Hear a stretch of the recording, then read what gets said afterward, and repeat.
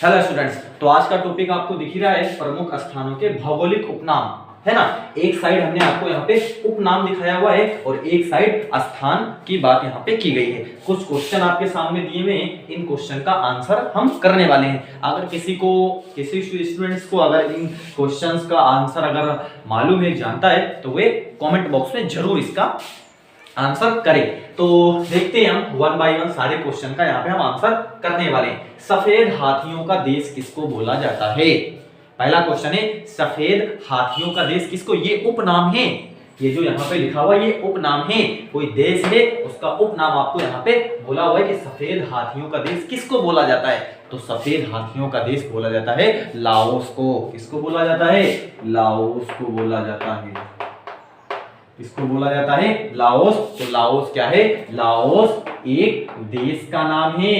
Laos एक देश का नाम है। तो लाओस दक्षिण पूर्व एशिया में स्थित एक देश है। क्या कहा हमने? लाओस दक्षिण पूर्व एशिया में स्थित एक देश है। तो आप लाओस एक देश का नाम है, कंट्री का नाम है। क्लियर? नील नदी की देन कई बार बच्चों को पढ़ाया जाता है, ये बहुत बेसिक क्वेश्चन है। निचले क्लासेस से इसको पढ़ाया बच्चों को जाता है कि नील नदी की जो देन है वो मिस्र की है। इसकी है मिस्र की। क्लियर? मिस्र की। चीनी का कटोरा, चीनी का कटोरा किसको बोला जाता है?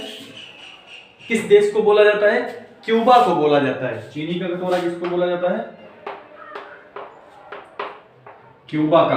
अब क्यूबा क्या है? क्यूबा भी एक देश का नाम है। क्यूबा किसका नाम है? एक देश का नाम है जो कैरिबियन सागर में स्थित एक द्वीपीय देश है।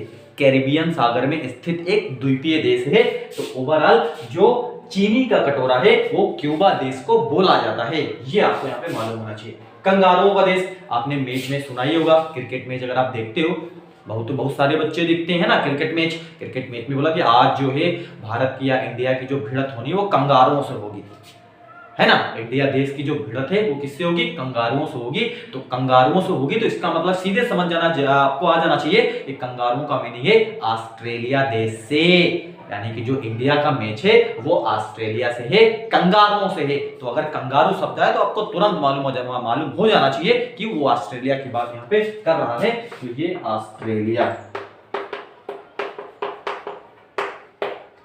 कई बार आपने न्यूज़पेपर में देखा भी होगा कि आज जो है कंगारुओं से भिड़ंत होगी इनकी, है ना। कि आज जो इंडिया का जो भिड़ंत होगी वो कंगारुओं से होगी। उसमें मेंशन नहीं किया जाता है ऑस्ट्रेलिया, सीधे कंगारू बोला जाता है। तो कंगारुओं का मीनिंग है ऑस्ट्रेलिया, है ना। ऑस्ट्रेलिया देश को हम कंगारुओं का देश बोलते हैं। पूरब का मोती किसको बोला जाता है? सिंगापुर को बोला जाता है। किसको बोला जाता है? पूरब का मोती सिंगापुर को बोला जाता है। पूरब का मोती सिंगापुर को बोला जाता है। बिल्कुल क्लियर है ना। अगला है हजार झीलों का देश, है ना। हजार झीलों का देश, है ना। इसको बोला जाता है सामान्य, है ना, कि हजार झीलों का देश कौन सा है? तो वो है फिनलैंड। क्या है?